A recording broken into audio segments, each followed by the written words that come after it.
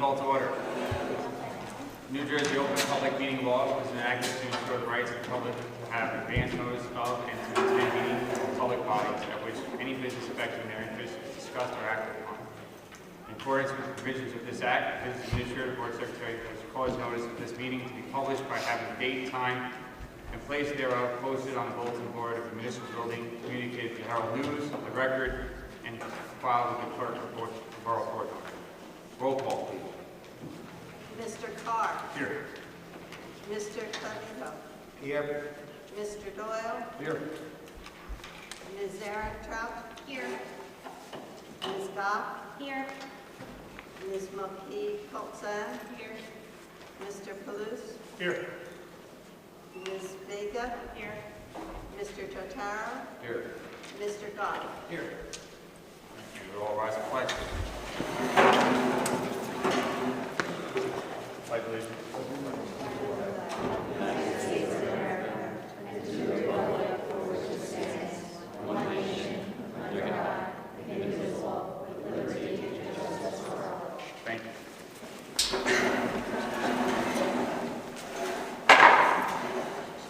Meeting regulations. During each regular meeting, 2 opportunities are provided for citizens to ask questions and to make comments. During the first opportunity, early on the agenda, the meeting is open to the public for the purpose of addressing items listed for approval on this agenda only. The second opportunity occurs just prior to adjournment, when citizens may address any subject matter that is pertinent to and/or directly related to the operation of the school district. Persons wishing to speak must, upon being recognized, rise, state their name, address, and subject matter. Comments and questions shall be addressed to the board president or the presiding officer and shall be limited to 5 minutes per person. The board may or may not respond to issues raised by members of the public at the time they are raised, but will provide a response if and when appropriate. The board asks that members of the public be courteous and mindful of the rights of other individuals when speaking. Please note that the board will not respond to comments regarding students or board employees in light of the privacy rights held by those individuals. Moreover, the board discourages comments about such individuals and will not be responsible for such comments. Members of the public who choose to speak during this public session should carefully consider their comments, since they could be held personally liable for any statements they make. Finally, please note that in accordance with district policy, the board will not officially comment or respond to any matter mentioned unless it can confirm that this matter has first been brought to the attention of the appropriate school personnel in an attempt to resolve this issue. Public be heard, agenda items only. Nobody? All right. Approval of the minutes. February 18, 2025, regular meeting, public and private, and the February 26, 2025, superintendent search, which was in private. Motion. Second. Motion by Mrs. Goff, I think seconded by, who's taking it? Alex. Alex? All right. Mr. Carr. Yes, abstain on superintendent search.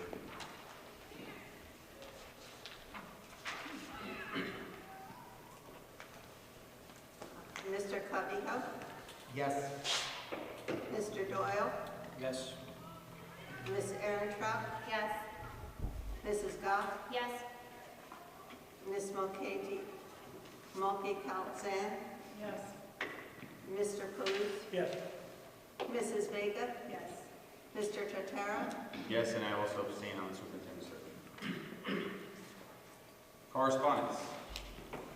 No more correspondence? All right, we'll move right on to reports from our student council representative, BOE Regular. Good evening, everyone. I hope that you're all having an excellent March so far. This month was a very long month, so my report is going to be pretty lengthy, so I apologize. I'll start right now. For the library this month, the Library Media Center highlights Women's History Month and Irish Heritage Month. The library offers our faculty instructional materials and resources and engages students with library book displays and bulletin boards, informational materials, daily morning announcements, posted flyers, and social media postings. For sports, spring sports have officially begun. We wish lacrosse, baseball, golf, softball, flag football, and track and field athletes good luck this season. Hawthorne High School Athletics Media Day took place March 13th. Congratulations to our hockey team for making it all the way to the state semifinal game before falling to West Milford after a nail-biting game. Winter Sports Awards took place on March 10th. For clubs, the senior class hosted a fundraiser at Creo on March 11th. The World Language Induction Ceremony takes place on March 27th. The HHS Italian Club is hosting an apparel fundraiser now through March 24th. See a member for an order form. The Hawthorne High School Performing Arts Club is hosting a Mrs. Fields Cookie Dough fundraiser March 26th through April 9th. For the school ongoings, prom sign-ups begin April 22nd and end on April 25th and will take place in room 124 during lunch and after school. In order to be eligible to attend prom, seniors must have paid all of their dues in full. Prom takes place Thursday, June 5th at the Tides. Transportation will be provided. June 6th is the senior yearbook signing and breakfast event on the field. Friday graduation takes place June 18th from 8:30 p.m. to 3:30 a.m. Permission slips and payment are due by April 11th. Thank you to the PTO for hosting this event, and if you're interested, donations are welcome. HHS is multicultural and multilingual night takes place March 7th at 6:30 p.m. The March PTO meeting will be March 26th at 7:30 p.m.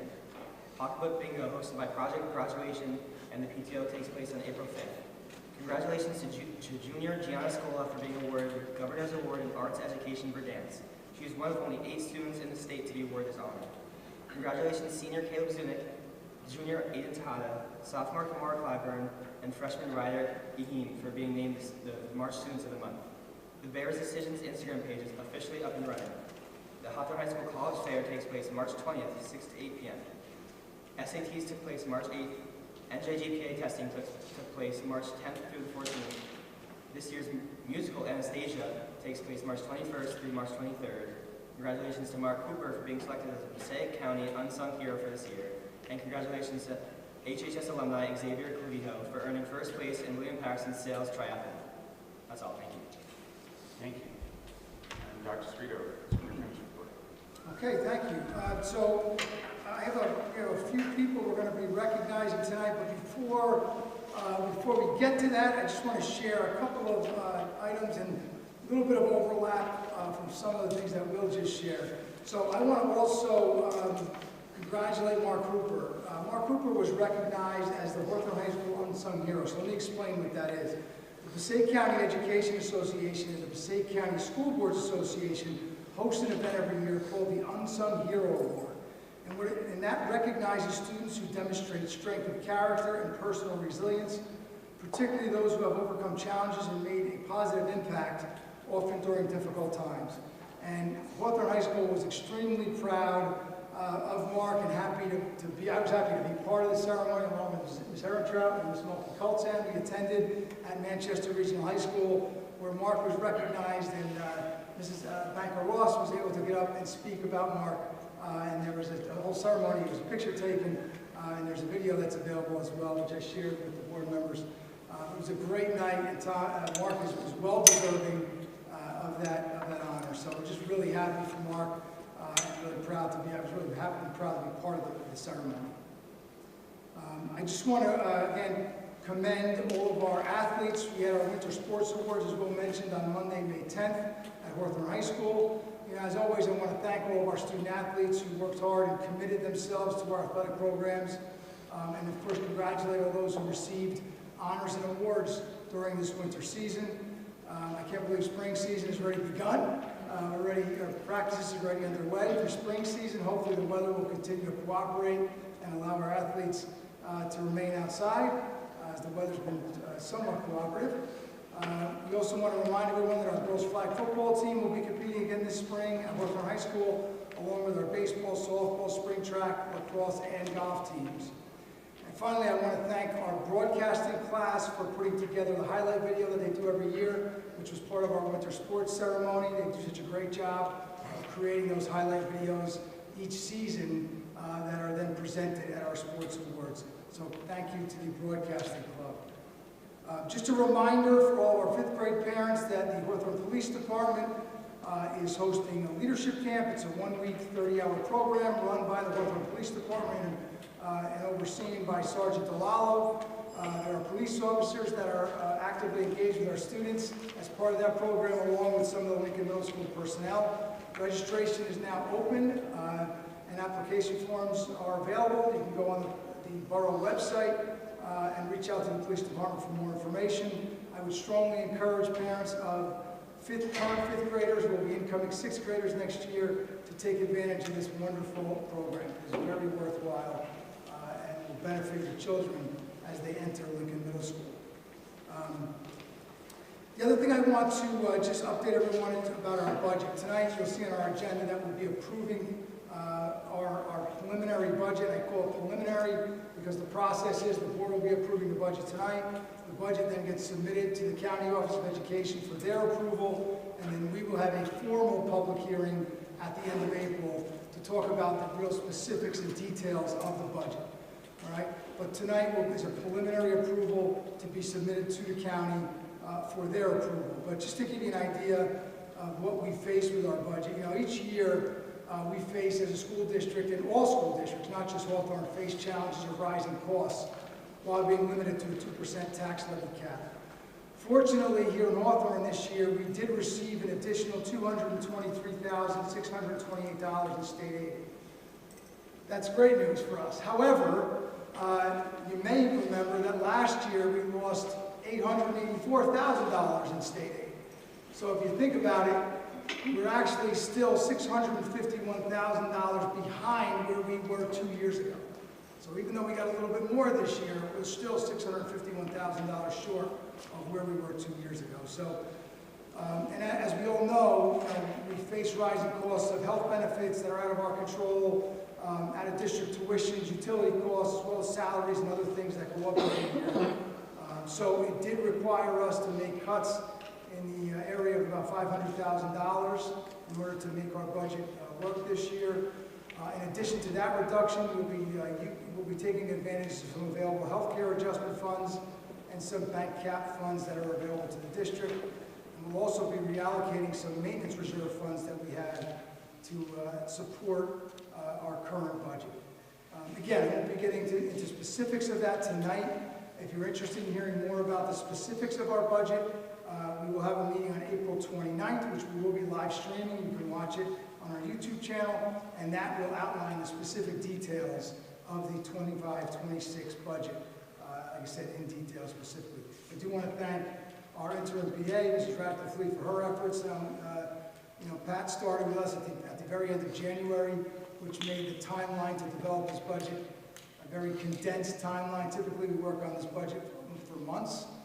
She had about a month to put it together, which is typically a months-long process. So I appreciate her efforts in helping put this together. I also appreciate the efforts of our administrative team, who, you know, as a group, we always work together to try to find ways to reduce our own costs so that we're not impacting our students and our programs. All right? But again, if you're interested in hearing more specifics about the budget, I invite you to attend or watch virtually our April 29th public hearing. Okay. Finally, the last thing I'll just share before I get to our presentations, Will mentioned our Bears Decisions Instagram page. If you haven't had a chance to take a look at that, go on Instagram, look up Bears Decisions 2025, and basically on that page you will see all of the colleges, and not just colleges, right, but if our students are going to the military or what their plans are for the future, you get a chance to see the many things that our high school seniors, where they'll be attending in the fall. It's a great opportunity just to kind of see what's happening with our students and how successful our kids are when they leave Hawthorne High School. So I encourage you to take a look at that. I would also encourage you to stay tuned to our website. You know, there's a lot of ceremonies. There's a number of ceremonies and celebrations at our schools, especially at the high school in the next few weeks. We'll mention not only the spring production at the high school, that's this weekend, Friday, Saturday, Sunday. They always do such a great job of putting on those productions in the winter and the spring. Also, on March 27th is our World Language Induction Ceremony, followed by our National Honor Society Induction Ceremony on April 3rd. So I just encourage you to continue to check the announcements for those kinds of events, as well as the Wax Museum, which we're going to talk about in just a few moments. But before we get to our Wax Museum, we have some other students here with us tonight, and I spoke about it last month, and I'm going to reiterate what I shared last month, and then we'll ask them to come up and we'll just present them with a certificate. So every year, our students in our elementary schools participate in what's called the Passaic County Poster Contest. And it's for fourth graders, and it's hosted throughout Passaic County. Students are encouraged to submit artwork for this contest. The program allows for fourth graders to design a poster reflecting Passaic County's great history, local interests, recreational sites, and cultural diversity, creating a greater sense of community and pride for their county. This year's contest included over 975 poster submissions, setting an all-time record, they said, this year for 975 submissions. All winners received medals and t-shirts, with first, second, and third place winners also receiving gift certificates to Barnes & Noble, courtesy of the Passaic County Clerk's Office. Each artist who participated in the contest also received a certificate of merit. But here in Hawthorne, we had 3 students, one from each of our elementary schools, who were recognized. So, what I'm going to do is I'm going to come around.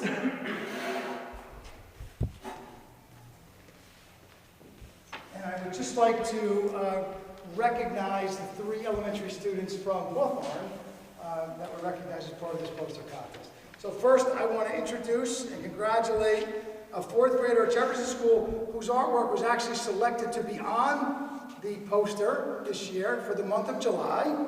And his name is Marquise Rivera Vega. Come on, Marquise.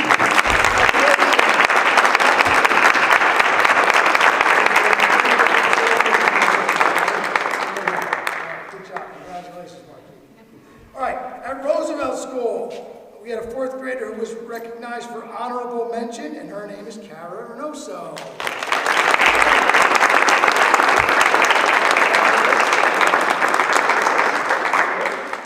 Stay right here with Marquise, please. I want to take a picture when we're all done. And finally, our final 4th grade student from Washington Schools, also recognized and received honorable mention for her artwork, is Sophia D'Agostani.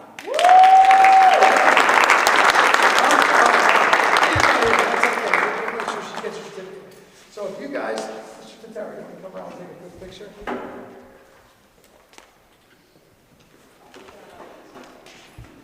Okay, stand next.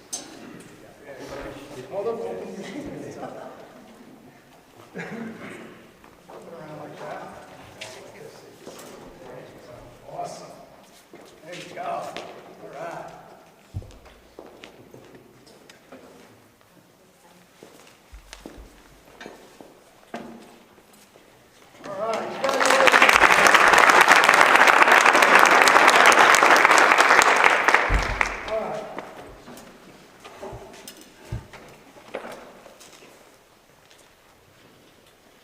Okay, so the other special treat we have tonight, and I'm going to let Mr. Spagnuolo talk in a moment about this, but we also have something, and this is a special event that's hosted at Washington School every year, and it's called the Washington School Wax Museum.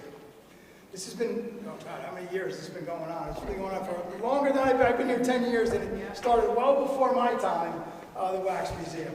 But basically, as you can see, our students here, 5th graders at Washington School, under the guidance of Mrs. Prella and Mr. Spagnuolo, they do some research on an athlete, a historical figure, right? It could have been a famous actor, someone that they want to do research on, and they prepare a little speech. And we're going to kind of get a taste of what the Wax Museum is. Now, in the real Wax Museum, this whole room is full of all of our 5th grade students. Right? So if you get a chance to come out and visit the Wax Museum, I would strongly encourage you to do so. But I'm just going to turn it over to Mr. Spagnuolo so he can introduce our 5th graders. So first of all, thank you guys to the board for time just to highlight our students' achievements, and for the audience for giving some time to see what we've been doing as well. So the Wax Museum, like Dr. Spiro said, it's a pretty big endeavor for the students. It's a cross-curricular project, interdisciplinary, so they work on skills like researching essentially that they'll definitely be needing to use in the middle school. They also use a lot of reading and writing components as well as social studies components, so it's a really good project. And like Dr. Spiro said, it allows them to pick someone that's had an impact on the community or the world, honestly, or a role model to them. Someone that they connect with and they think personally is someone they look up to. So there's a wide range of usually figures at the Wax Museum, which also culminates in the us going to New York City to the actual Wax Museum in New York, and there they can see kind of compare how they've done to the real figures there, but usually it's pretty close, I would say. But yeah, so these students here, they've done a It's a multifaceted project, so they have to do like a poster, obviously, they do a 5-paragraph research essay. They also have to memorize a speech. Now, full disclosure, the students here are volunteering on their own, their own will here, so that it's 2 weeks from today. You're all cordially invited, by the way. It's March 28th. It's a Friday. It runs 2 sessions, one in the morning, usually from 9:15 to about 11:30, 11:15, I would say, 2 hours. Then afternoons like 12:45, 1 till about 2:30.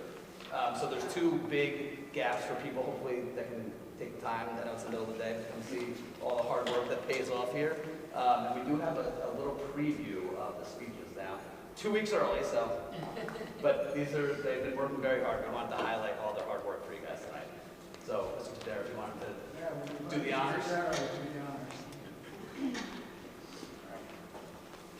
You start, you want me to start? All right. Right here. Hello, my name is Derek Sanderson Jr. I am best known for being a Yankee captain and arguably the best shortstop of all time. I was born on June 26, 1974 in Pequannock, New Jersey. My family included my dad, Charles, my mom, Don, and my sister, Charlene. Growing up, I played sports like baseball, soccer, and basketball, but I was a good student too. In 8th grade, I was a straight A student. I am best known for, Some of my major accomplishments include winning 5 championships, Rookie of the Year in 1996, and hitting over 3,000 career hits. Other things I accomplished include winning the Gold Glove and Silver Slugger awards, and winning a World Series MVP. I'm currently living in Miami, Florida as an MLB commentator.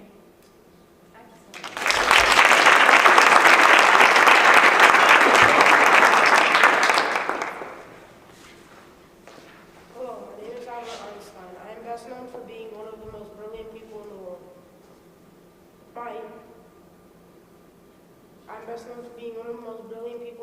I was born on March 14, 1879 in Ulm, Germany. My family included my mother, my father, and my sister Maya. Growing up, I started to teach myself by the age of 10, and I also got expelled from high school. My major accomplishments were proving my theory on curving light and having my discoveries and theories lead to the creation of TV and the atom bomb. Other accomplishments I had was winning the Nobel Prize for Physics, one of the most important rewards a scientist can win. At the end of my life, I donated my brain to science, and on April 18, 1955, I sadly passed away.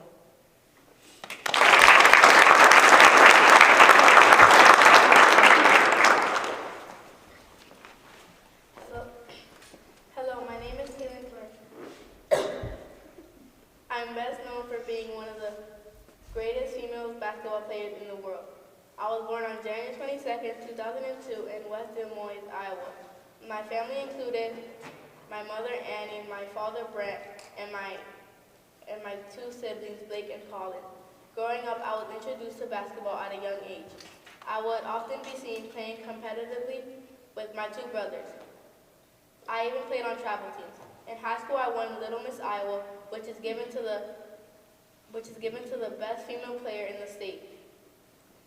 My major accomplishment in life is making it to the WNBA. I was the first-round pick for Indiana Fever.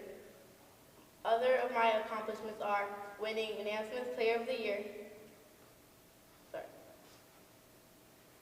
Naismith Player of the Year and the Wooden Award, and NCAA Freshman of the Year in 2020 to 2021. I am currently playing for Indiana Fever and I hope to never stop.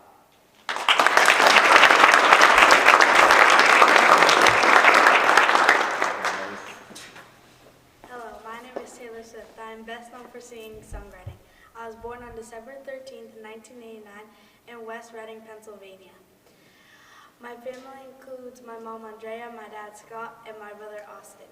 Growing up, I lived on a Christmas tree farm and switched between homeschool and in-person school because of bullying. My major accomplishments are winning 14 Grammys, being the first woman to win Album of the Year 4 times, and getting a Doctor of Fine Arts degree at NYU. Other things I accomplished include having 11 albums, getting an MTV award, and creating a 3-hour-long tour called the Eras Tour. Currently, I am living in Beverly Hills, California, and still performing on the Eras Tour today worldwide.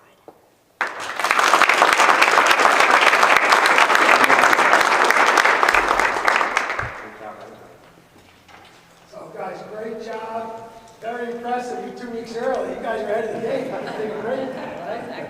Great job, guys. We really appreciate you being here. Mr. Spagnolo, Mrs. Pearl, thank you guys for coordinating this every year. It's such a great event. And again, encourage all of you, March 28th was the date, right? Friday, March 28th, here at Washington School, right here in this gym. All right? We're going to take a picture, but before you guys leave, I have a little certificate for you guys, too, for taking time to come out and be with us tonight.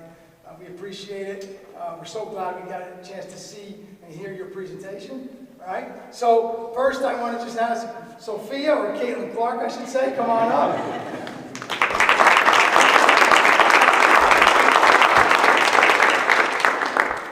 Good job, Sophia. Excellent. Stay up there. We're going to take a picture, all right? Here's a certificate for you. Alexander or Albert Einstein, come on up.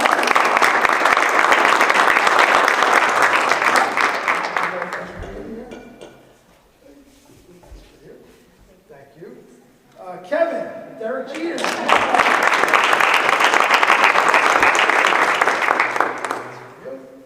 And Alyssa, or Taylor Swift.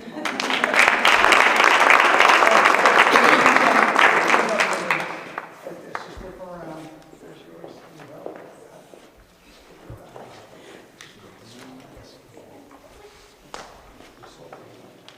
Take a picture. Move to the middle. Mr. Tito. Come on. Come on. Picture. Yeah, we're going to take a picture of everybody.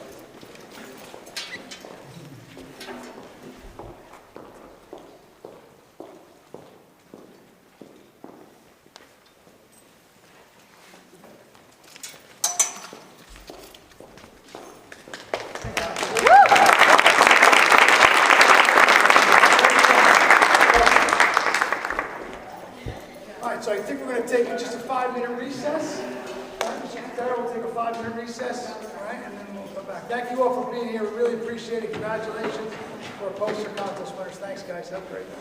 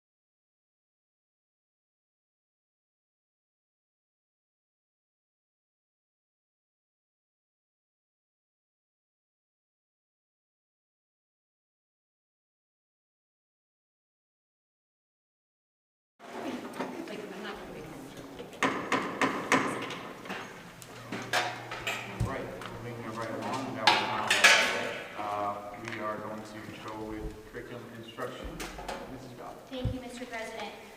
Pursuant to the recommendation of the superintendent of schools, the Committee on Curriculum Instruction recommend the following resolutions. CI1 on page 3, CI2 through CI9 on page 4, CI2 through CI10 on page 4, CI11 through CI15 on page 5. On behalf of the committee, I so move. Second. Second by Mrs. Armstrong. Discussion. Comment? CI1, I'm glad to see that we're still doing the Ride on Sports Summer Camp. Yes. My son had an opportunity to participate with it, and it was a phenomenal experience. The culmination of it was at the Yale Club in the city. It's a long-standing program. It's been in place for a long time. Students enjoy it. Glad to see it's still there, yeah. Awesome. I just, quick question, CI7 through 13, are kids being placed out So those for our are, district? those are students, no, they're students who are coming to us, but they are through the McKinney-Bento program, so they're students who are, in essence, homeless students who are being sent to us because they were here and they're remaining here, but it does not at our cost. It's at the other district's cost. Okay, okay. But they're kids coming in, not going out? Correct, Okay. And that's for the rest of this school year? correct, Oh, as far as tonight, like approval? correct. Okay, that's all. Thank you. Any comments, discussion? Roll call. Mr. Clavijo? Yes.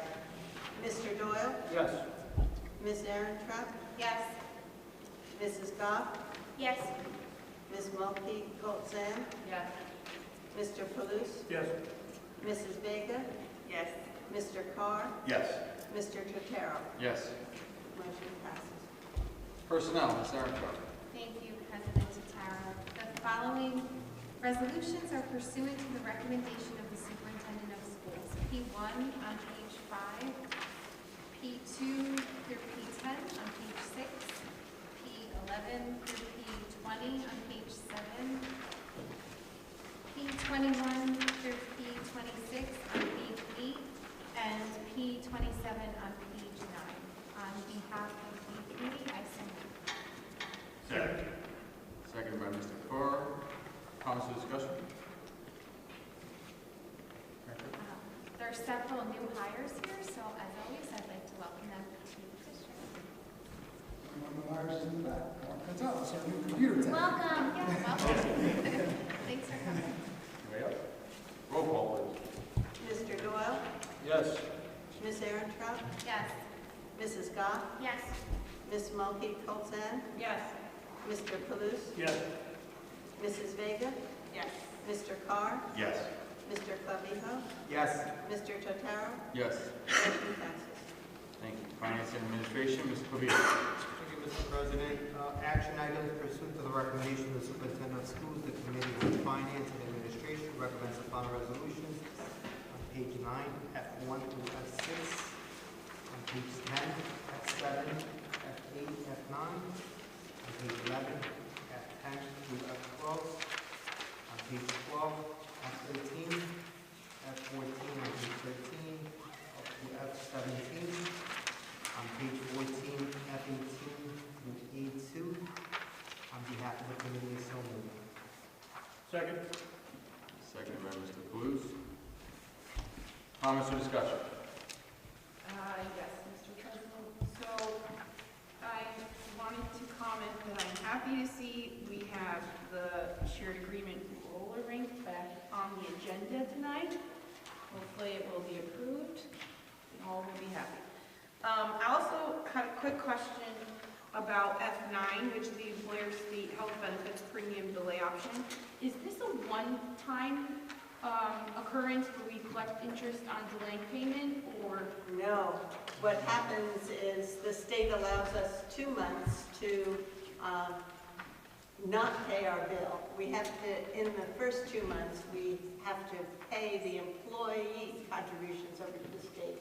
Okay. Because we're not allowed to hold on to them. Right. But the way it rolls, by the time you get to the 3rd month, you're just paying the bill less the employee contributions that you already paid. So in essence, we have 2 months without paying, and so we'll have about $1,200,000 extra in our bank account forever now. On the interest. And that will be earning interest. So are we Yes. going to continue, how many payments is it a year? 3? Well, no, we pay monthly. We do. So are we going to, is this, okay, so I think I'm So gonna it's ask. about $600,000 a month.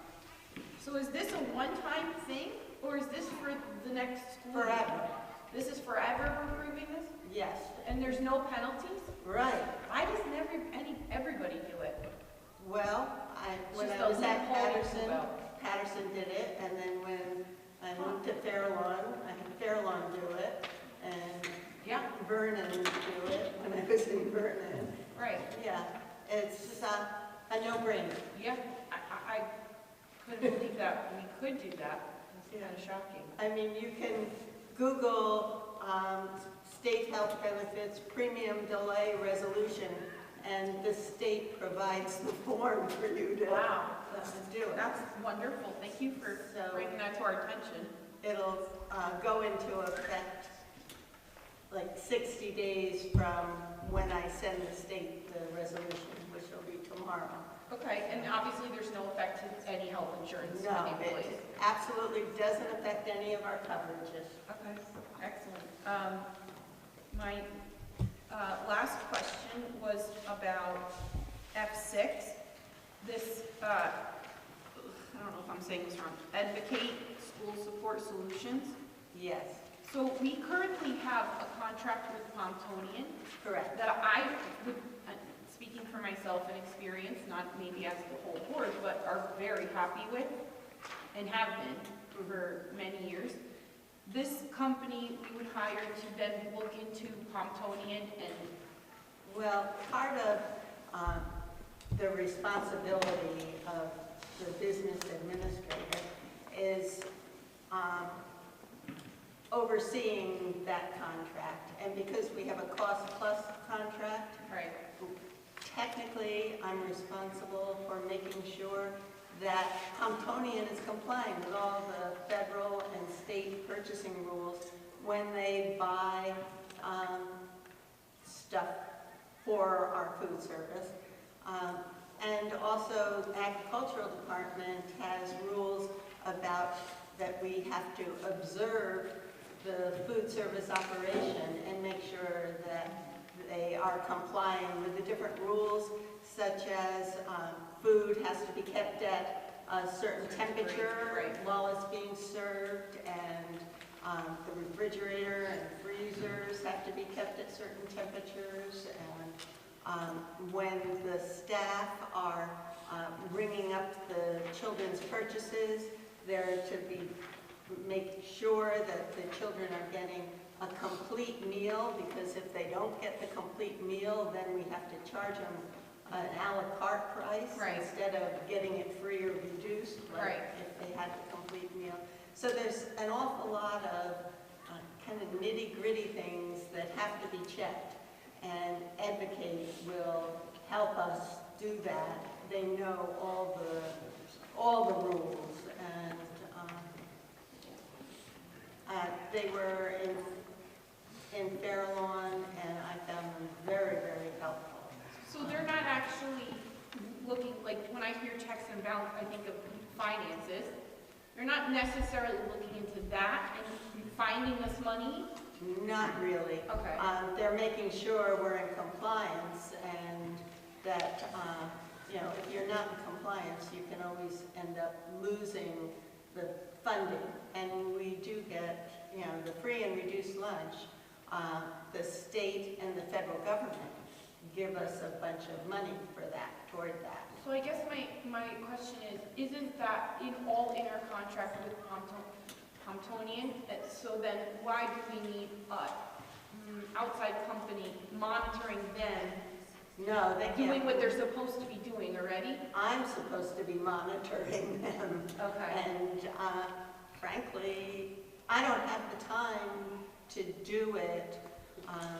And no BA really has the time to do it the way it should be done.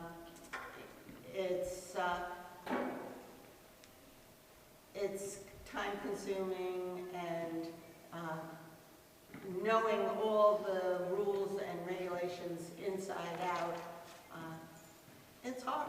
Yeah, it's just, And the money to pay for them comes out of the food service profits, right. which can only be used toward food service things. We can't use it for other. It just seems like maybe it's me, but I haven't heard anything or anyone question Pontonian.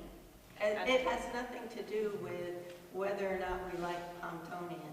It's totally just to do with making sure we're in compliance with the everything we need to be compliant with in our food service program. Okay. So we have a contract with Pontonian that can be renewed up to 4 additional years. It's a cost reimbursable contract. That means whatever Pontonian spends, we're agreeing to reimburse them for their expenses. Plus, we pay them an administrative fee. Okay. So one of the things every month is Educate would look at the billings from Pontonian and their costs, and just make sure we're being billed correctly for the services. Okay. Okay. I think that answered all my questions. I just was unsure about this company maybe per se. There's others out there. I don't know. I haven't heard of any other consultant that does similar work. Okay. They have a very good relationship with the people in the agriculture department, and if there's any questions, they know exactly who to go to and can get an answer quickly for you. Okay. Any other questions, concerns regarding this? Could I comment on that, please? So, Erica, thank you for scrutinizing that. That's actually new to us. We've never had that service. It's something that Pat is suggesting to us. The logic behind it is that it's going to take some, it provides a check and balance for our BA in the sense that there's going to be things being taken off their plate. We don't know who that next BA is going to be. Right. We don't know who that next CSA is going to be. So as is, it's going to take them a little while to get acclimated, and there's a lot that they're doing. We're basically doing more with less. Right. So it seems to be valuable from that perspective. So it's not holding in, I'm going in, they're a good company. Right. Actually, that doesn't pertain. Just so happens to be that they're a vendor. It's also, as it relates to the math, right? The operating budget, the operating expense for the cafeteria accounts is $1.2 million. So that it would be $16,000 to oversee an operating expense of $1.2 million. It's not a long-standing contract, so if it doesn't make sense for us, if we don't see value at the end of the year, we can just cancel it.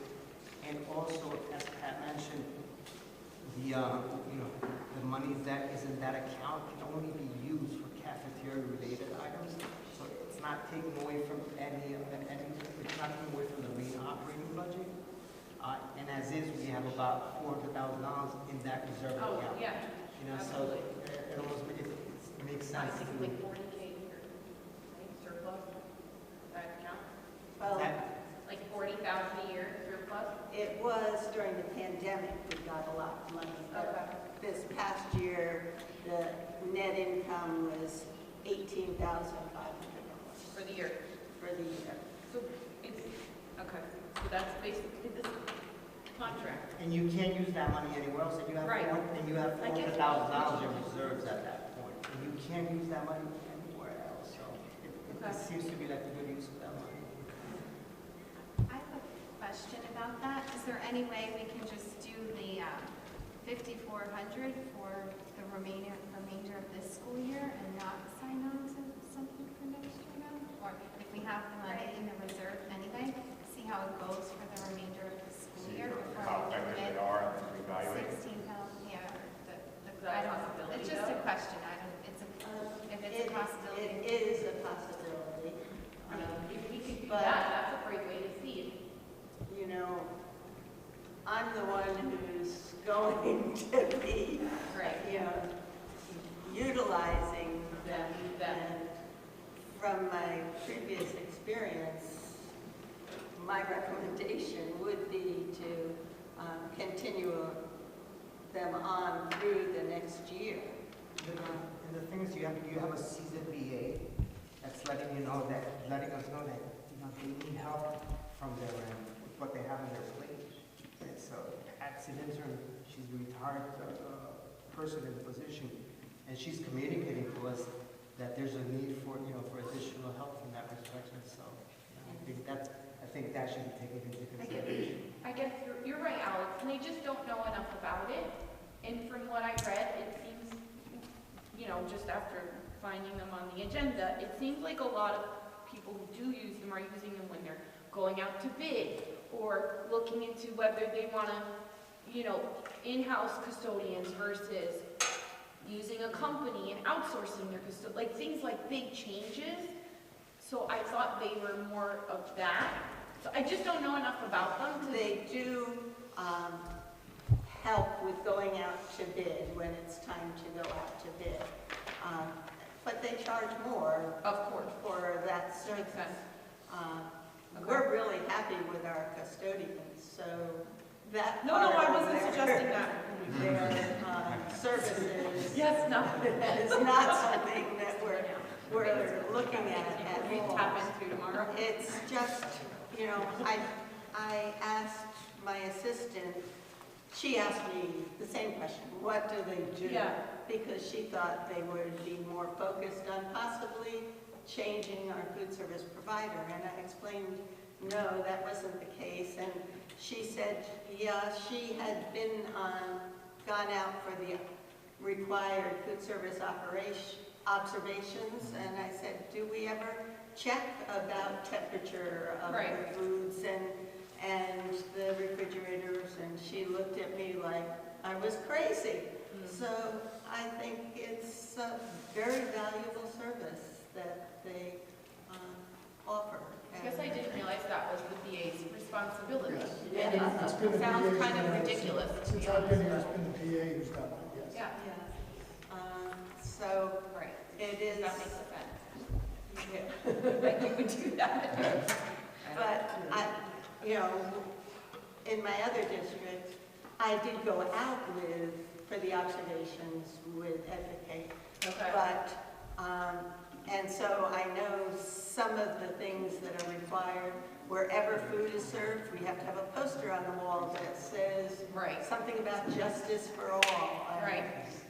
There's a lot of nitty-picky things that they know without looking at a worksheet. They know what to look for, and also they sometimes offer suggestions about how to serve faster so the students have more time to eat, and to revamp maybe our serving lines. They're just kind of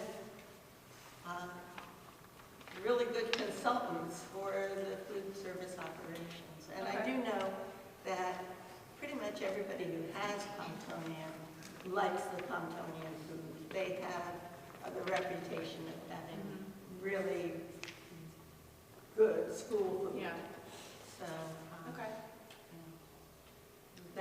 it's not anything adverse to Comptonian. Okay. Thank you so much for answering my question. Ms. Young. I would just like to make a comment about F7. And I would like to say that as the person who was at the helm for the majority of the negotiations cannot express my sincere gratitude to my fellow board members for their patience and for their grace as we navigated through something that was single-handedly the longest standing topic we had ever discussed. And while we didn't always agree, we were always respectful to one another, and every comment was always valuable. And I am immensely grateful for just the absolute grace that this board handles themselves with, and that will, I mean, I will forever remember those times. And I don't need to say this, but you vote your conscience, obviously.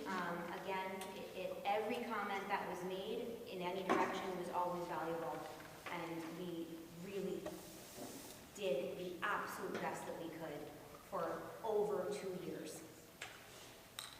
Thank you. Vic? Yes, sorry, just going back to F6 for a quick second. How many times per contract year do they do their, I guess, check? The observation, I think it's required twice. Twice per contract year?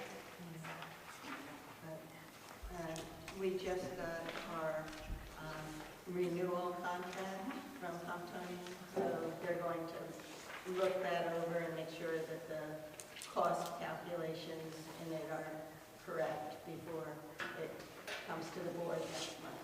Perfect, thank you so much. So I have, go ahead. Just likewise, want to extend gratitude to superintendent and to our BA for crunch time. I mean, this was a very, very, very stressful 6-8 weeks, weekends, long nights. I mean, there's been a lot that's gone into it, including our administrators and their support, and doing more with less. Just wanted to put that out there. Thank you. Nobody else? I did prepare a statement pertaining to F7 along the lines of Mrs. Goff.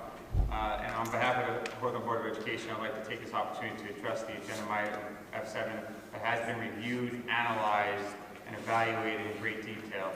Our board has dedicated significant time and effort to thoroughly examine all aspects of this matter, ensuring that every decision made aligns with the best interests of our students, staff, and the broader Hawthorne community.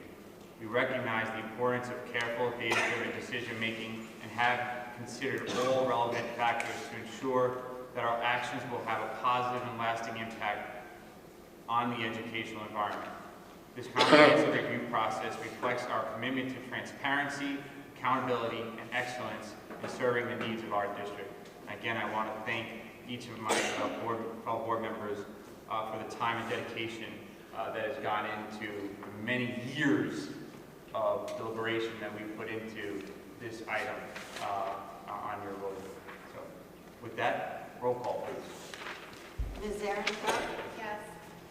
Mrs. Goff? Yes. Ms. Mulkey-Colzan? I'm sorry, this is on F1 through, Yes, the whole finance section. we're not labeling anything tonight? If someone wants to make a motion to table something, we could. No one. I didn't realize that comment was cool. So a motion was made and seconded on the agenda items. If someone wants to question or Okay. further Sorry. discuss something, we can do so. Yep, no, that's fine. Yes? Mr. Palouse? Yes. Mrs. Vega? Yes. Mr. Carr? Yes. Mr. Clavijo? Yes. Mr. Doyle? No on F7, yes on everything else. Mr. Jotaro? Yes. Motion passes. Thank you. Mrs. Vega on claims. Thank you, Mr. President. So I was asked to review the March 2025 bill list, and in accordance with NJAC 6A:23-2:11B, C3, and C4, I move to approve the bill list for the month of March 2025, CL-1. Second. Seconded by Mr. Carr. Comments or discussion? Roll call, please. Mrs. Goff? Yes. Ms. Milky Colzan? Yes. Mr. Palouse? Yes. Mrs. Vega? Yes. Mr. Carr? Yes. Mr. Clavijo? Yes. Mr. Doyle? Yes. Ms. Aaron-Trout? Yes, with reservations regarding anything with PCTS. I didn't hear.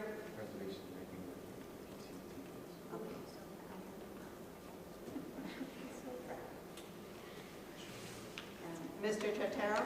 Yes. Motion passes. All right, buildings and grounds, Mr. Doyle. Thank you, Mr. President. Pursuant to the recommendation of the superintendent of schools, the Committee on Buildings and Grounds recommends the following resolutions. Bottom of page 15, we have BG1. Over on page 16, it's BG2 through BG6, which carries over onto page 17, and BG7 as well. On behalf of the committee, I so move. Second? Second by Mrs. Aaron. General comments or discussion?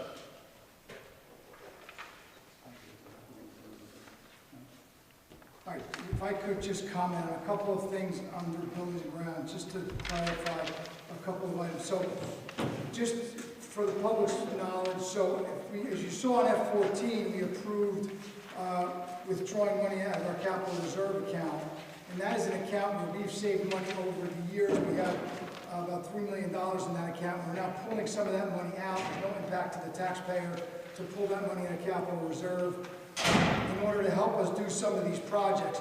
I will also share that some of these projects, including BG6, the PA system, BG2 and BG6, that was part of our COPS grant where we received $500,000 of a grant in order to help fund some of those projects. So some of this money will be coming out of our capital reserve account, and some of the money will be used from this COPS grant. And finally, there's some additional referendum funds that will also fund some of these additional projects. So there's a whole host, and again, this will be discussed more in detail at our budget and our public hearing, but I just wanted everybody to understand that this is not part of our, quote, operating budget in the sense that it's part of the, we're talking about cutting funds and now we're spending all this money. These funds are between our capital reserve account, the COPS grant, and extra referendum funds that are available to us, and there's no impact to the taxpayer using these funds. So, again, just want to be clear about, the monies that are being allocated for these large projects, which are necessary, right? The radios are basically our handheld radios that will improve communication throughout our district. They'll also be connected with the police department, so in an emergency, they'll have the ability to access those radios and listen in on what's going on.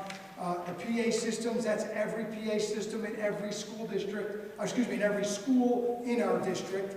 And again, it improves our internal communications in every single school, and a lot of those PA systems are original, so absolute necessity.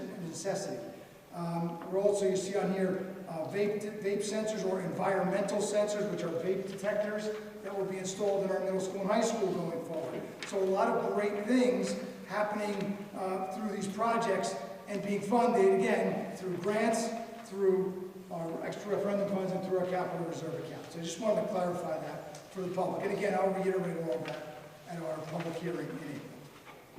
Thank you. Thank you. Roll call, please. Ms. Milky Colzan? Yes. Mr. Palouse? Yes. Mrs. Vega? Yes. Mr. Carr? Yes. Mr. Clavijo? Yes. Mr. Doyle? Yes. Ms. Aaron-Trout? Yes. Mrs. Goff? Yes. Mr. Totaro? Yes. Motion passes. All right, back to Mr. Doyle, policy. Pursuant to the recommendation of the superintendent of schools, the Committee on Policy recommends the following resolutions on page 18. PO-1, this is the second reading and adoption of the below listed policies and regulations. On behalf of the committee, I so move. Second. Second by Mr. Clavijo. Discussions or comments? Can I ask a question? The new, sorry, not new. P8500, mandatory revised food services. Is that, I heard something about us having to supply breakfast to our students now? That's not We do provide breakfast. We provide it. to all students? No. No, but it's in certain But it's schools for offered. certain students, yes. Right. It is offered, yes. So it's not mandated, provide for all students, correct? Not mandated for all students. Yes, okay, so that's something different then. And then the new R5516, use of electronic communication devices, new?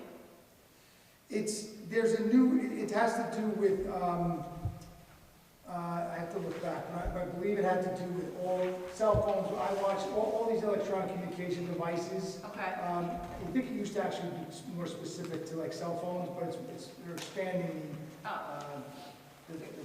There's always what's talk included in the policy. about not allowing cell phones at all in school for staff, students, Well, whatever. that's a whole. That's not this, right? That's not this. That's what I thought, but I just want to make sure. So there is a bill in the legislature Right. to ban phones in schools and Sure. to require schools to do some kind of pouch or a cell phone locker. Okay. But that hasn't been passed Okay, yet. that's all I was making That is sure. not this policy. Okay, No, that's something different, and that, if it passes, that would go into effect in September. okay, oh, okay, That's a whole different animal than that. That is not this particular policy. okay, thank you, that was it. No, you're welcome.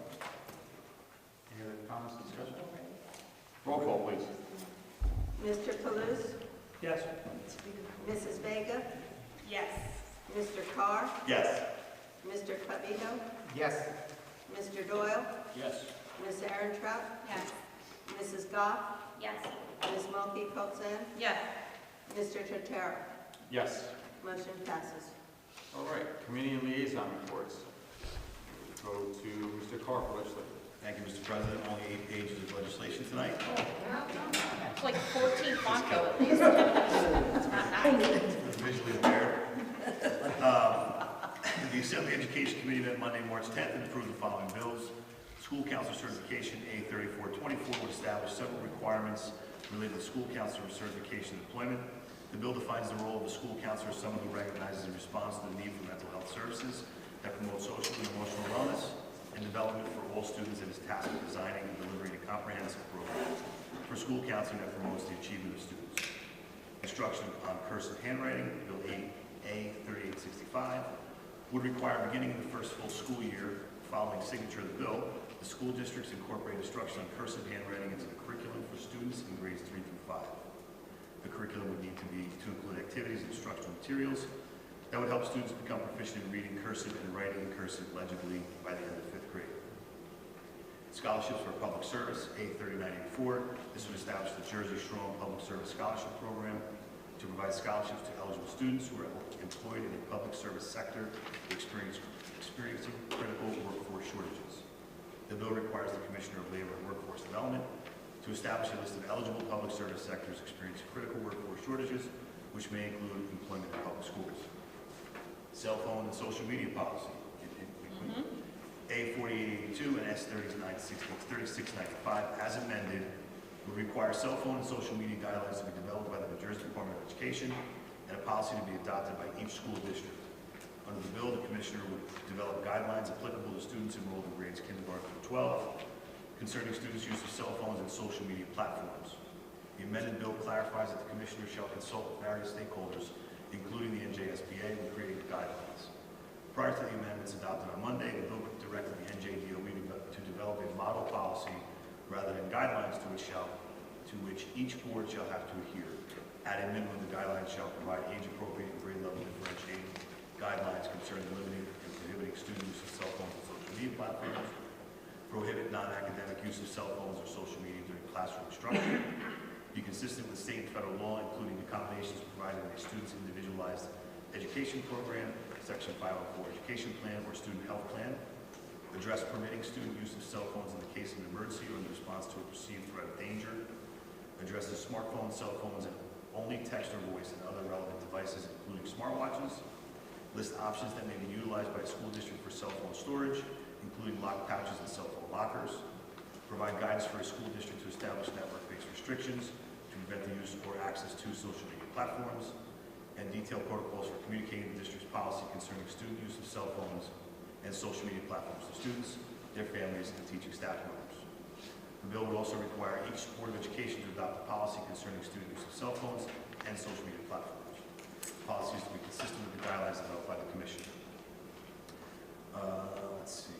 The NJSBA testified in support of the amended bill, but it it expressed its general support for legislation's intent. However, it cautioned against a prescriptive one-size-fits-all approach to creating a mandated statewide policy to be adopted by all boards of education, and recommended that the Commissioner create a model policy that boards may then refer to when forming their own individual district policies. Public school district leases, A5038, would extend the period of time from 5 to 20 years in which a Board of Education may execute certain, number one, leases with federal government, state, a political subdivision of the state, or any other individual or entity authorized to do business in the state, and two, lease purchase agreements for improvements or additions to school buildings. According to the bill sponsor, the bill would enhance district flexibility in financing capital projects. School supervisor mentorship pilot program, A5075, would establish a 3-year school supervisor mentorship pilot program to strengthen the school leadership pipeline in schools throughout the state by supporting and developing novice supervisors through a 1-year mentoring cycle. As defined in the bill, novice supervisor means any appropriately certified individual assigned with responsibility for the direction and guidance of the work of teaching staff members and who is in the first year of employment in a supervisory role. The bill requires the Commissioner of Education to develop guidelines for the program and enter into a partnership with a nonprofit organization with expertise in providing professional learning and mentoring services to school leaders. The bill would appropriate $500,000 to support the program. Last but not least, the Assembly Health Committee met Thursday, March 6th and approved the following bill relevant to boards of education. The home instruction documentation, A3340, would empower a general education or special education student's advanced practice nurse or physician assistant, in addition to their physician, to document the student's need for home instruction for more than 10 consecutive or 15 cumulative school days during the school year due to a temporary or chronic health condition. To view the full text of any of these bills summarized above, please visit the New Jersey Legislature's website. Thank you. Thank you. Reading Finance and Administration. Thank you, Mr. President. The committees consisted of having the budget being presented. As Dr. Sprader mentioned, it's been another challenging budget season. Budgets are based on simple math, which is not adding up. The primary source of revenue, the tax levy, is capped at 2%, while almost all operating expenses continue to be over 2% by a long shot. We all live in inflationary times without light at the end of the tunnel. The good news is that we are on solid footing thanks to many years of responsible and intelligent fiscal management. We're part of a great team, including a seasoned board that understands the importance of maintaining a high-performing district while respecting the taxpayer. Thank you to Dr. Spirito, our intern BA, Ms. Ratcliffe-Lee, and the entire district for selflessly doing more with less. That concludes my report. Thank you. Mr. Doyle, Buildings and Grounds and Policy. Neither committee met, so nothing to report. Mrs. Aaron Trout, Council Liaison and Personnel. Thank you, President Tara. So a few things from the council and from Mayor Lee's letters. The 33rd Environmental Commission is hosting their 33rd Celebration Day on Saturday, April 26th at 10 a.m. at the high school. It's always fun to see our students participate in that. From the mayor's letters also, congratulations to the Hawthorne Police Department. Joe, I don't know if I'm going to get this right, but I believe the police department received the NJSA COP accreditation, which was a big honor. So congrats and thank you to our police department. And that concludes my council updates. All right. And then as far as personnel, I believe Mrs. Goff will be speaking on our superintendent search. That's the main focus of personnel these days. So thank you. And with that, we'll move on to Mrs. Goff for curriculum instruction and superintendent search. Thank you, Mr. President. All of the committees that met this month discussed the budget, as Mr. Pubico said, so there was no curriculum instruction meeting actually held. As far as the superintendent search committee, I do have a statement that was prepared by Ms. Mitchell, our NJSBA consultant. She said as of the close of the inquiry date, which was February 24th, 2025, we had 45 completed applications in response to our advertised position for the superintendent of schools. Of those 45 responses, 15 were standing superintendents, 5 were assistant superintendents, 9 were directors or supervisors, 10 were principals, and and 6 fell under the other category. Additionally, 24 of these candidates were those who had earned doctorate degrees. So we were very, very impressed with the candidate pool and very thankful to everyone who submitted feedback via either the survey, we had a live response on the survey, or anyone who attended any of the input sessions.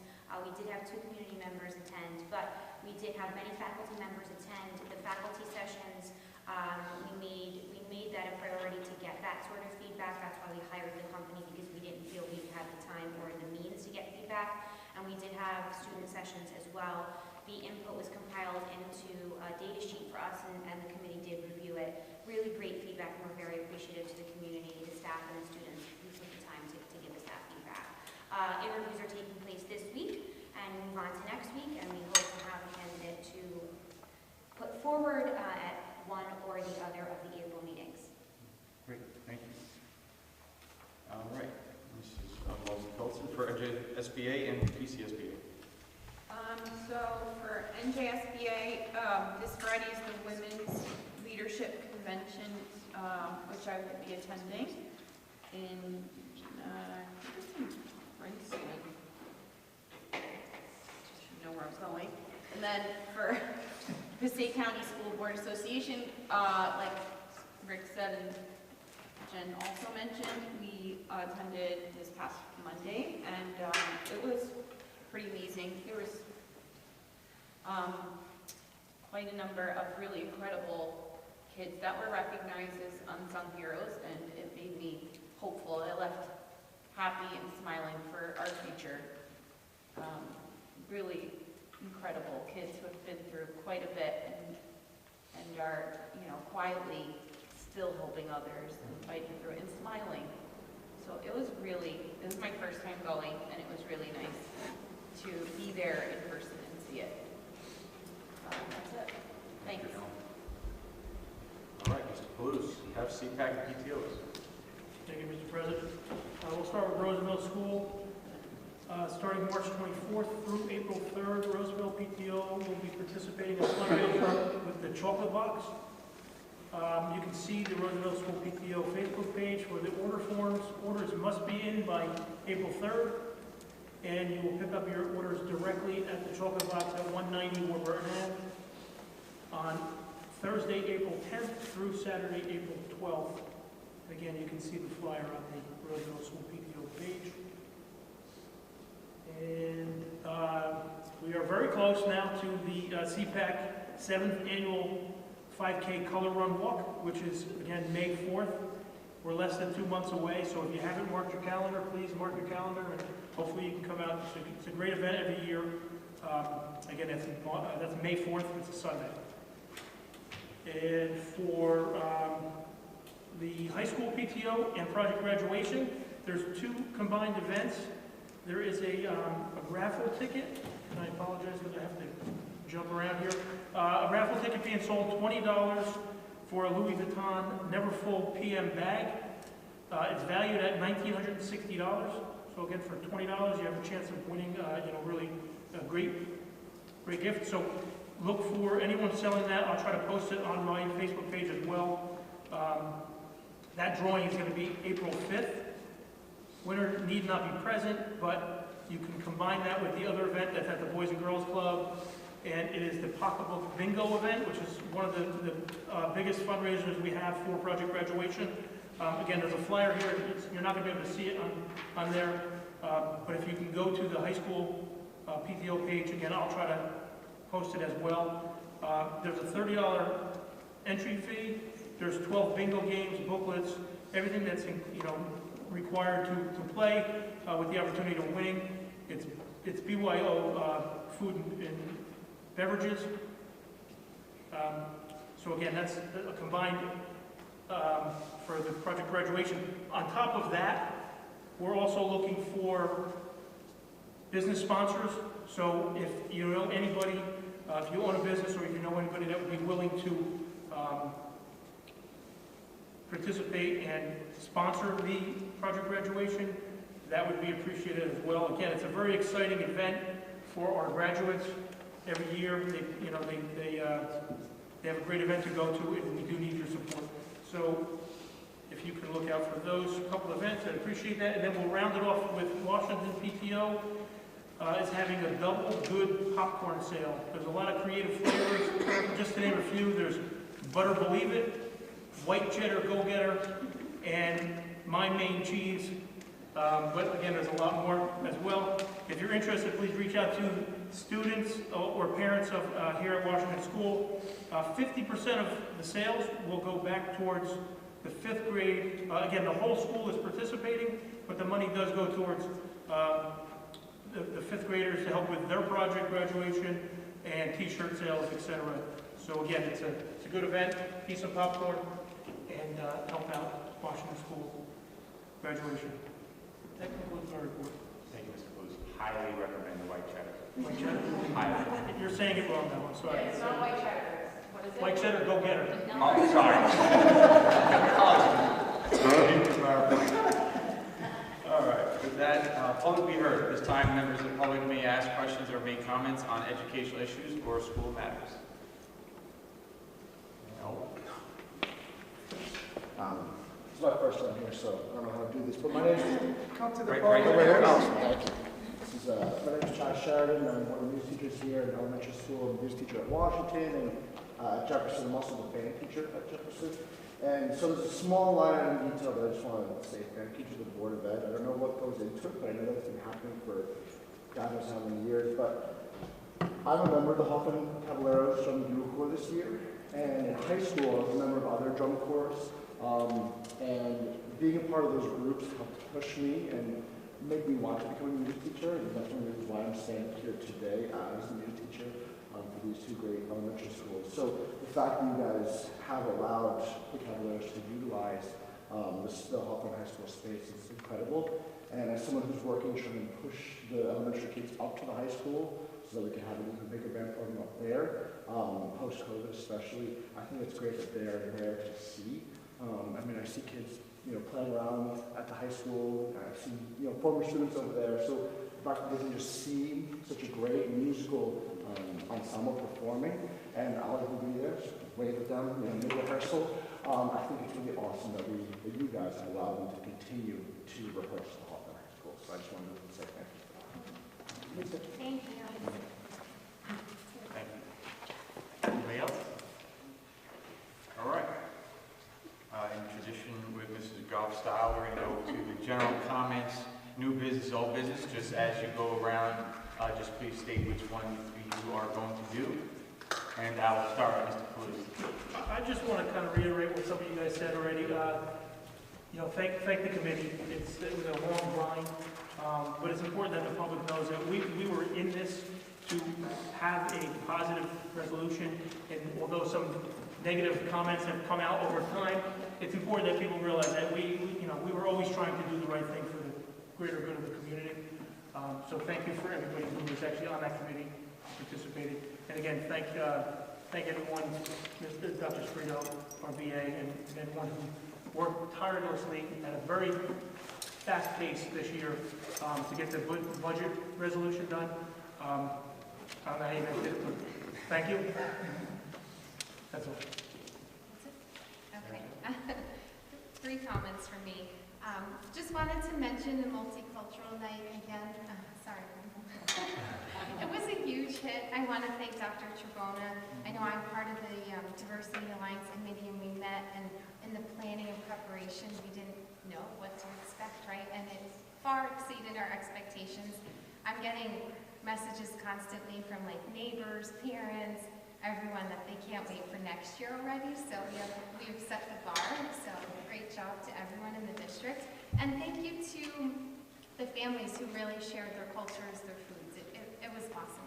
If you were there, you would know. If not, be there next year, right? And yesterday I read at Jefferson School. I know Dr.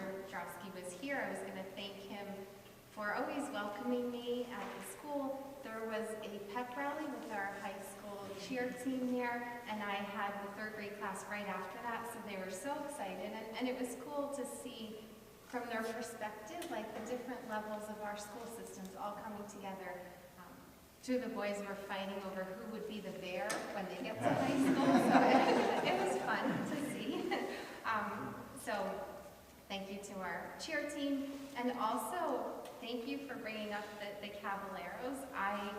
20 years ago, studied abroad, and I was in Ireland, and New Jersey is a very small state, and people would ask, where are you from? And I would say America, and then what state? And I said New Jersey, and someone asked, what town, what town? And I said, it's a small town, Hawthorne, you would never know. And they said, no, the Caballeros, and it was at a pub. I should admit that. And they had a Caballeros patch at this pub. They had seen them in Toronto, so it's a small world, but it is a really big opportunity, and great to see kids starting at the elementary school, and hopefully they'll make it and be world known one day as a Caballero. So thank you for sharing that. I too want to thank Dr. Tribona. The multicultural night was unbelievably amazing. I actually had to go around and opening all the windows in the cafeteria because it was so hot because there were so many people in there. But it was truly an amazing night, and so many faces that, I mean, I'm now an old parent, I have high schoolers, so I don't know many of the elementary community members, so it was so nice to see that community coming together. I'd also like to take a minute to thank so many other people behind the scenes who do so many amazing things for our children, specifically the project graduation that you mentioned, Mr. Palouse. I have a senior. You don't know what you don't know, and I didn't realize the amount of work and money that go into that. That event cost around $30,000. I had no idea how much money it takes and time. Several of the people who are really the most involved don't even have active students in the school anymore. They are former parents who are just committed to the cause, and that is truly just a testament to the community. And I would thank them by name, but I know they'd be very angry with me. So I'm just thanking them in spirit to staying committed to the cause, because it is truly a worthwhile event. And again, I did not realize the price tag on that.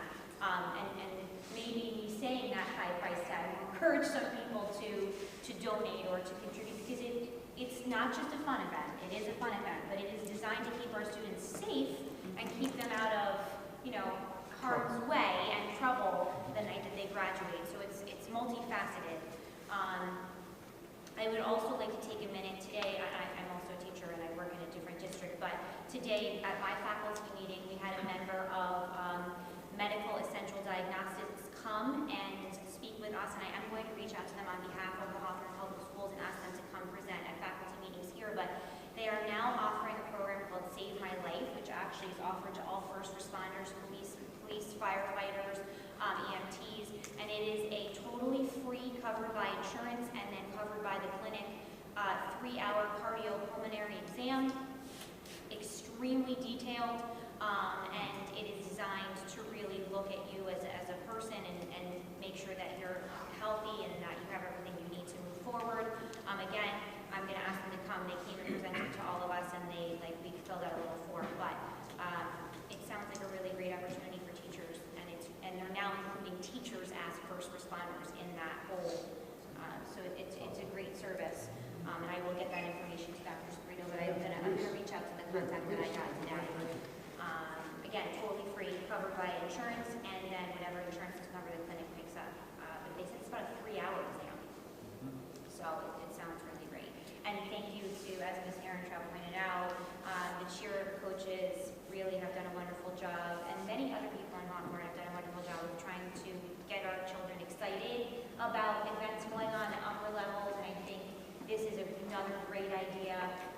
They've traveled to all 3 elementary schools and done a pep rally for Read Across America, and tailored each of the cheers to match the schools where they, and I hear them through the ceiling. So the Jaguars one was today, so it's really great to, anybody who has ideas and how we can encourage children to stay in district and just get excited about being a bear and being a cheerleader, being the bear. I mean, that's definitely something to look forward to. But so many people with so many wonderful ideas, and I'm thankful to all of them. Thank you. General comments. I want to congratulate Mark Cooper. Also want to thank Ms. Ehrentraut and Erica for being out there. Dr. Sprito, thank you for cheering him on. Also, congratulations to our Wax Museum students. Washington School was my kids' home school. This place holds a lot of good memories for us. It's great to see that the program is continuing. I believe Ms. Temprano was instrumental at that point. It's great to see it continuing. Once again, I want to acknowledge the late Victor Taraglia, not only because today's his birthday, but because he was a board president before my time in the early 2000s. Just found that out not too long ago. Those of us who have sat in the row can appreciate the extra effort and responsibility it requires. Congratulations to our winter sport athletes, our Elector spring athletes, as well as our high school upcoming programs, including the play this weekend, Anastasia. I've heard nothing but great things about that. There's a lot of excitement from the kids, so please make every effort to support it. And last but not least, thank you to our three elementary schools for providing the opportunity, like Ms. Arntrott shared, to read to the students. My book was Ferdinand the Bull, and today my tour concluded at Jefferson Elementary. So thank you for that.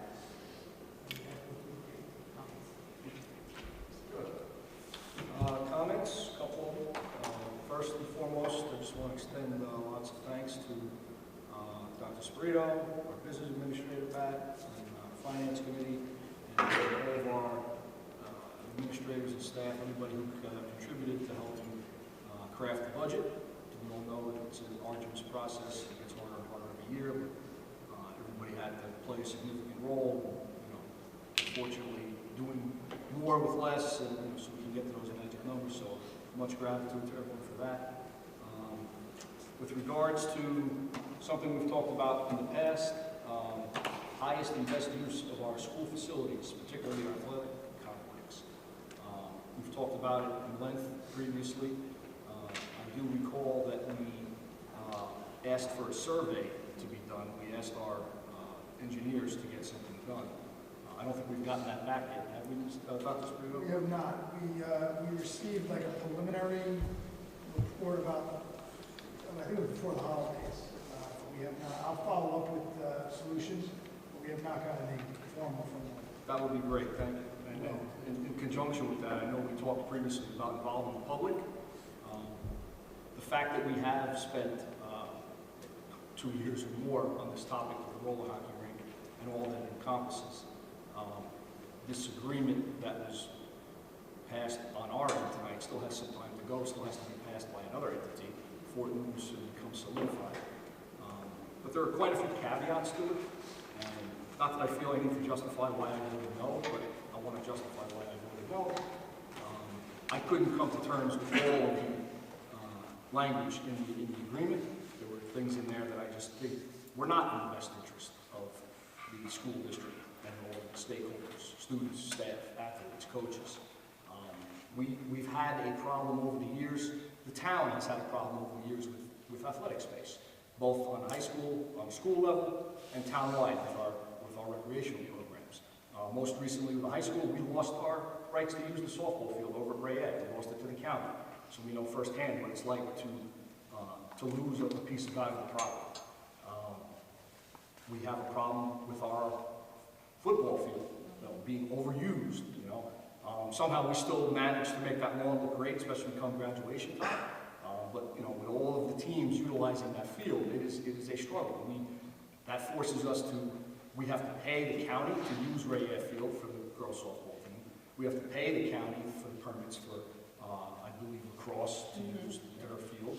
We also get permits for soccer, both boys and girls, to use that field. So it's additional funds because we don't have our own or enough fields, and it's a townwide problem. So circling back to highest and best use of our facilities, for me it's never been not to allow children of the town to play roller hockey.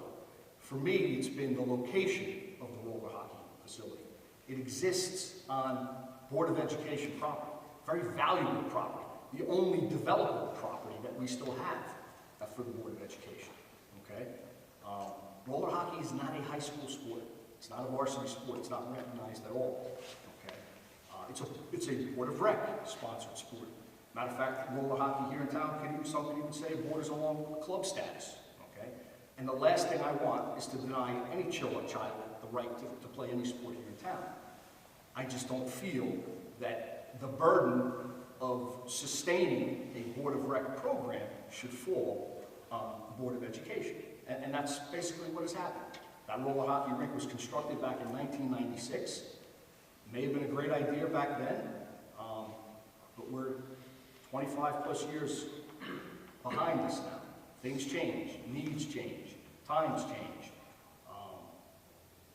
We are constantly talking about what's the biggest and best use, appropriate use of our property. I'm not so sure that that is the best use of the property at this point. This, you know, the back and forth that we had for this 2 years or more, I think we kind of lost sight of what the goal was. We did talk briefly in our negotiations about relocating the rink, which I feel is the best solution in the long run. This way nobody really loses, okay? We're looking to redevelop that area, all right? We've had the conversations in the past, we're currently having them, and it's my intention, and I think the rest of this board's intention, that we're gonna continue to have those discussions on how we can best utilize all of our facilities, but specifically the sports complex. We have girls' tennis team that can't even play tennis because we don't have our own tennis courts. We have to use the tennis courts, and again, you know, rely on the town for the tennis courts, you know, downtown. Our kids have to walk all the way down to those tennis courts. They have to walk to the county park. You know, we talk about reasons why we lose kids to other districts. It might be only a small component, but that becomes a factor when we don't have our own resources for our own, you know, students and stakeholders here in town. So it is my wholehearted hopes and wishes that while I can't divulge the rest of the information in this agreement because it's not 100% passed yet, the components that will come in the future, before any additional money is authorized to be spent on any rehabilitation or improvements on that facility, that's taxpayer money. I'm a taxpayer. Everyone here who lives in town is a taxpayer. I think it would be very wise for us to reopen the chains of communication and rehash the topic of relocating the hockey rink to somewhere else in town. Okay? We did not spend, while we spent painstaking time negotiating to this agreement that passed tonight, that component, at least in my opinion, was kind of glassed over, and the attention to that particular topic, it was not given. I think there'll be true value if we can somehow revisit that and have those conversations.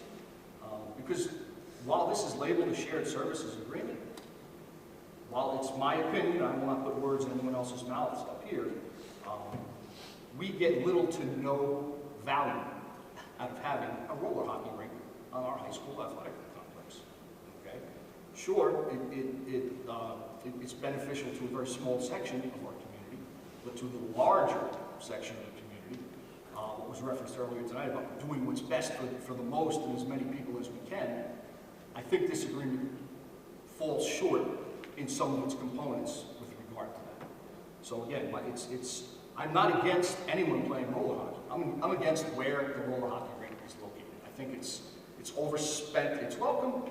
It's time to relocate it. I think the other side of the table understands that as well. I think that there's a lot of smart people involved all around the table here that on both sides of the aisle. I also feel there was a third component in this decision-making process that never really had a seat at the table, and that's the Roller Hockey League, all right, and their coaches and those people. I believe they should have a seat at the table as well. Bring them into the conversation, and I think those conversations at a minimum should at least be had. I don't think they were had and vetted enough to make wise decisions. And you know, once again, if taxpayer money is going to be invested in something that we are already currently looking at doing something else down there. So to me, it doesn't make sense to allow any sort of an improvement when we may come along in a year, 2 years, 3 years and decide, hey, we need, you know, the district's needs surpass having roller hockey there. We need to have something else there that's going to benefit more of the Board of Education community, which is, again, the entire town eventually. So I'll leave it at that. I think I've made my stance clear. Thank you for your time. Thank you. Just a couple of general questions. I'd like to second the sentiment of my fellow board members.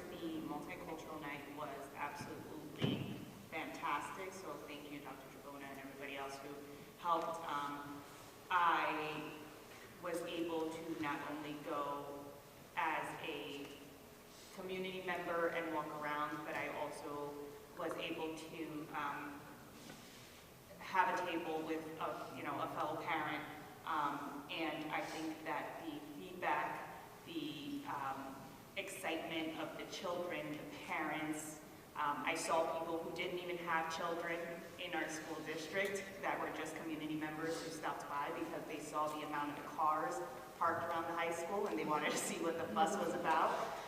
So I do think that it was an amazing, amazing night, and I know I'm looking forward to next year's multicultural night.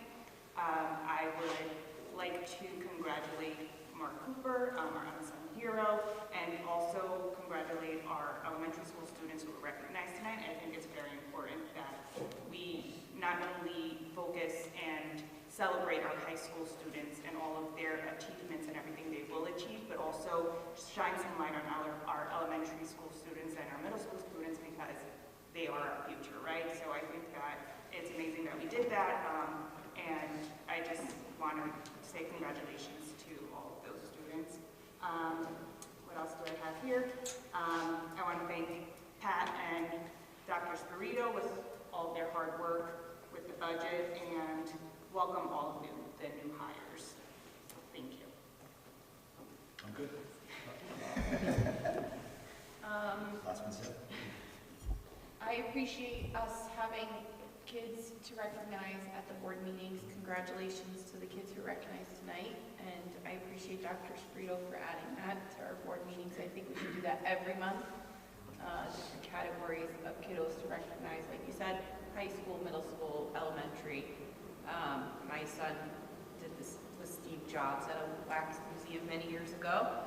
The more we can get our kids into these board meetings or into other schools, whether it's a pep rally or reading to our students, I just think it's a win-win. It's a win for the high school kids going into the elementary, and it's a win for the elementary kids getting to see what to look forward to. And then I just have a comment about something Mr. Doyle said about our fields and how there's a lack of enough fields for us to play on, and the amount of money we're paying in permits to use the county fields, and how Mrs. Goff had scared some soccer players off of our turf field because we, she could say it that way. I'm pretty sure she was like right there and went around the fence. I said, I'll come around. The gate. Yeah. So we're paying for a permit, quite a bit of money for our lacrosse players to play on that turf field, and community, our community, whatever community is coming in to play soccer, and there's no one there to monitor it or, make sure that the field time is ours, and yet we have a roller rink sitting there not being used for, certain seasons or whenever. So I do agree with Mr. Doyle. I wish we had fields for all of our kids to play, get enough practice time and play time, and I think it would better our community. So that's it. Thank you. Thank you. A lot's been said tonight. A lot of things that I want to echo, sentiments that have been said, but just some standout things. Again, for tonight, Wax Museum, phenomenal. Thank you so much. First time participating in it, so it was great to do. Mark Cooper, Unsung Heroes. We didn't bring up, but the LMS volleyball was phenomenal. I believe it was the black team. Black team, I think, won, if I'm not mistaken. No comment. The teachers lost the. Hey, you guys came in second. Dr. Sprito's brothers team. I heard there was a little protest, by the way, off the record. Some ringers were brought. Unofficial protest. Yes, there was. They brought in the whole county. Weren't on the roster, we'll say, but they weren't originally on the roster. But it was a great night, multicultural night as well. Phenomenal. I just couldn't believe how many people were there. So many good things to be proud of within the district right now. And Dr. Sprito, administration, Mrs. Radcliffe, on the budget, a lot of time and effort. It's my first experience participating in the finance being I am president this year, so to just be a part of the process and what goes into it is wow, right? So very thankful to everybody and all the hard work. And I definitely know that my younger daughter is not up watching this right now, so, but I would be excited to go see her tomorrow at Jefferson for Read Across America as well. I have not yet selected my book. I have 3 to choose from, and I was told not to embarrass her, so hopefully I find the middle of the road one and not the too childish one, but I'm looking forward to spending some time with them tomorrow. But just to kind of round off everything, you know, I say this often, but I want to say it again. I'm just truly grateful to everybody on this board. You know, I think sometimes we forget that this is a volunteer position that we may be elected to, but you know, that we have the opportunity to come out and speak our opinions, not necessarily always the same opinion, right? But we can express our feelings and come together as a board to make what we feel is the best decision for the district. Sometimes those conversations go into lengthy detail, but at the end of the day, I couldn't be more appreciative of everybody up here because we truly spend the time and effort that's needed to do what we feel is best for our community. So I thank each one of you for that. And with that, may I have a motion to adjourn? Second. Roll call. Mr. Clavijo? Yes. Mr. Doyle? Yes. Ms. Aaron Croft? Yes. Mrs. Goff? Yes. Ms. Mulkey-Coulson? Yes. Mr. Palouse? Yes. Mrs. Vega? Yes. Mr. Carr? Yes. Mr. Chacaro? Yes. Motion passed. Thank you, everybody.